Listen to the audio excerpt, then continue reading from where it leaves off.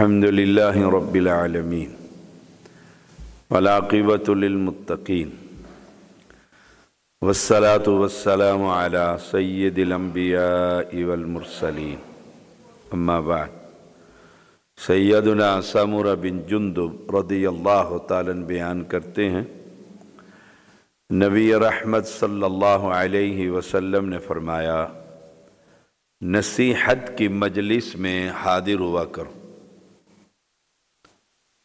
قرآن کی مجلس، حدیث کی مجلس، کتاب پڑھائی جا رہی، کوئی بھی نیکی کی مجلس، نصیحت، الدین النصیحہ، نصیحت کی مجلس میں، مجالس میں حاضر ہوا کرو، وقت نکالا کرو۔ سارا دن میں سے وہی وقت اللہ کے ہاں کاؤنٹ ہوگا جو نصیحت کی مجالس میں بیٹھ کر ہم نے وقت گزارا ہے۔ نمبر 2، امام کے قریب بیٹھا کرو۔ ہمارے ڈاکٹر صاحب قریب ہی کرتے رہتے ہیں ساروں کو، آگے ہو جاؤ، قریب ہو جاؤ، تو حدیث سے ثابت ہے امام کے قریب بیٹھا کرو، کیونکہ جو امام سے دور ہوتا رہتا ہے، ایک وہاں بیٹھا ہوا ہے، ایک وہاں بیٹھا ہوا ہے، ایک وہاں بیٹھا ہے، لیکن مجلس میں تو بیٹھے ہوئے ہیں، لیکن دور امام سے، وہ جنت میں بھی پیچھے رہ جاتا ہے اگرچہ اس میں داخل ہو جائے۔ یعنی جنت میں بھی اعلیٰ مقام پر جانے کے لیے اپنے امام سے دوستی لازم ہے۔ اس کی غیبتیں نہ کیا کرو، اس کے حاصلہ میں نے تمہیں تھوڑا کہا ہے، اس کے خلاف گفتگو نہ کیا کرو۔ ہمارے استاد رحمہ اللہ فرمایا کرتے تھے، زہر ہے علماء کے خلاف غیبت کرنا، زہریلا گوشت، عام گوشت ایک زہریلا گوشت۔ تو امام کے قریب بیٹھا کرو، جو امام سے دور ہوتا رہتا ہے وہ جنت میں بھی پیچھے رہ جاتا ہے۔ ابو داود 1108 نمبر۔ سیدنا ابو سعید خدری رضی اللہ تعالیٰ بیان کرتے ہیں، رسول اللہ صلی اللہ علیہ وسلم نے فرمایا، میرے قریب آؤ۔ کتنے خوش نصیب ہیں وہ لوگ جو پیغمبر کے قریب ہیں۔ فرمایا میرے قریب آؤ اور پہلی صف کو پورا کرو۔ ہم دوسرے کو اشارہ کرتے رہتے ہیں، آگے ٹور جا، جگہ خالی ہے، اور پہلی صف کو پورا کرو، پھر دوسری صف والے تمہاری پیروی کریں، یعنی وہ بھی مکمل۔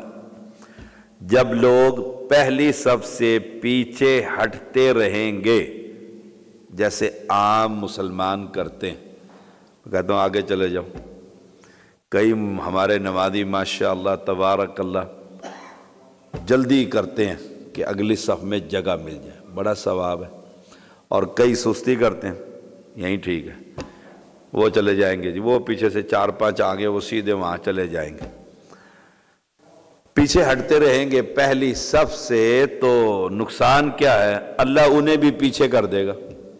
سبحان اللہ، اپنی رحمت سے پیچھے کر دے، اپنی جنت سے پیچھے کر دے،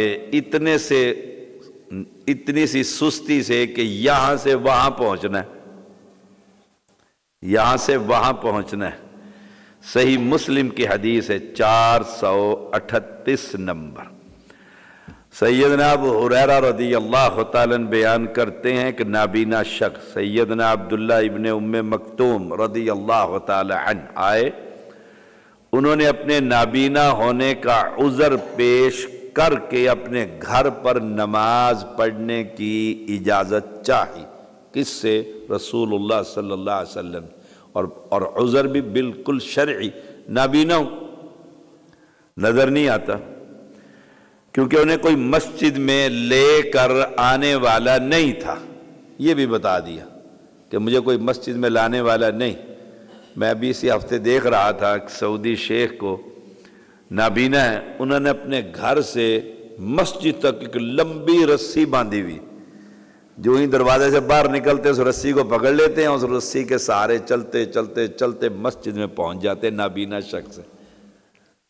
دیکھو، اور ہم، اللہ اکبر۔ تو نبی رحمت صلی اللہ علیہ وسلم نے انہیں کہا گھر میں پڑھ لو، اجازت دے دی۔ جب انہوں نے پیٹھ موڑی واپس چلے تو آپ نے بلا کر پوچھا اذان سنتے ہو؟ کہا جی اذان کی آواز تو آتی۔ عبداللہ نے کہا اذان تو سنتا ہوں۔ فرمایا پھر مسجد میں آ کر نماز پڑھو۔ ہماری اذان تو گولڈے تک جاتی ہے، سارے محلے کو سنائی دیتی ہے، سب کو۔ پھر جس کے کان میں اذان کی آواز جائے وہ مسجد میں آ کر نماز پڑھے۔ صحیح مسلم 653 نمبر۔ سیدنا آنکھوں والے جو اذان سن کر مسجد میں نماز پڑھنے کے لیے نہیں آتے، انہیں یہ حدیث دعوت دے رہی ہے کہ نابینا کو گھر میں نماز پڑھنے کی اجازت اللہ کے نبی علیہ السلام نے نہیں دی، اور ہم آنکھوں والے ہو کر گھر میں ہی پڑھ لیتے۔ ابن عباس رضی اللہ تعالی عنہما بیان کرتے ہیں رسول اللہ صلی اللہ علیہ وسلم نے فرمایا جو شخص اذان سن کر مسجد میں جماعت کے لیے بغیر کسی عذر کے نہ پہنچے، عذر ہے نابینا ہے، عذر ہے بارش ہے، عذر ہے خوف ہے قتل ہو جاؤں گا، عذر ہے کرفیو لگا ہوا ہے، کوئی بھی عذر، یا بیماری ہے خود بیمار چلنے کے قابل نہیں، چل نہیں سکتا، کوئی بھی شرعی عذر نہ پہنچے تو اس سے نماز قبول نہیں کی جاتی۔ اس نے گھر میں پڑھ تو لی ہے، پیغمبر علیہ السلام کی ابن ماجہ کی صحیح حدیث ہے 793 نمبر، تو گھر میں وہ نماز جو اس نے پڑھی ہے اللہ قبول ہی نہیں کرتا۔ تو مسجد میں آنا چاہیے، مسجد میں نماز پڑھنی چاہیے۔ سیدنا ابو دردہ رضی اللہ تعالیٰ بیان کرتے ہیں رسول اللہ صلی اللہ علیہ وسلم نے فرمایا جس بستی میں یا جنگل میں 3 آدمی ہوں اور وہ جماعت سے نماز نہ پڑھیں، اپنی اپنی پڑھ لیں، جیسے ہماری مسجد میں اکثر اب تو نمازیں ہونے لگ گئی ہیں، شکر ہے جماعتیں ہو جاتی ہیں، ورنہ کئی دفعہ اور نماز پڑھتے ہیں۔ میں اب کیونکہ سفر میں تھا تو موٹر وے پہ ہم رکتے ہیں تو آؤ نماز پڑھتے ہیں، کہتے نہیں اپنی پڑھ لو، اسی اپنی پڑھا لیں، کئی کہہ دیتے ہیں، اور کئی کہتے ہیں مولانا نماز جماعت کرانے کے لیے کھڑے، میں نے کہا جی آئیے تکبیر پڑھ دیتے، کئی جماعت میں آ جاتے ہیں۔ تو فرمایا جنگل میں یا کسی بستی میں 3 آدمی ہوں اور وہ جماعت سے نماز نہ پڑھیں تو ان پر شیطان مسلط ہو جاتا ہے، ابلیس چڑھ جاتا ہے۔ اس کے کئی معنی ہو سکتے ہیں، آج نماز پڑھ رہے ہیں جماعت سے نہیں پڑھ رہے، کل نماز چھوڑنا شروع کر دیں گے، 1 چھوڑیں گے، پھر 2 چھوڑیں گے، پھر 3 چھوڑیں گے، پھر فجر اور مغرب پر آ جائے گی قوم، شیطان مسلط ہو جائے گا۔ پس جماعت کو لازم پکڑو۔ ابو داود 547 نمبر۔ آخری بات آج کے لیکچر کی، رسول اللہ صلی اللہ علیہ وسلم نے فرمایا محمد علی ستا پائیں جاگ کے بہو۔ رسول اللہ صلی اللہ علیہ وسلم نے فرمایا اس ذات کی قسم جس کے ہاتھ میں میری جان ہے، یعنی اللہ کی قسم کھائی اور کہا جس کے ہاتھ میں، اللہ کے 2 ہاتھ ہیں۔ البتہ میں نے ارادہ کیا میں لکڑیوں کو جمع کرنے کا حکم دوں، پھر اذان کہلواؤں کہ اذان دو، لکڑیاں پہلے جمع کروا لوں، اور کسی شخص کو امامت کے لیے کہوں کہ میری مسجد میں، نبوی مسجد میں میرے مصلی پر نماز پڑھاؤ۔ اور ہیں کون؟ وَمَا أَرْسَلْنَاكَ إِلَّا رَحْمَةً لِّلْعَالَمِينَ۔ جانور آپ کو شکایت لگایا کرتے تھے، حدیث میں آتا ہے ایک اونٹ نے آپ کو دیکھا، باغ میں آپ گئے تو وہ آیا اور بلبلایا آپ کے سامنے اور رونے لگ گیا، آنسو حدیث میں آتا اس کے گرے۔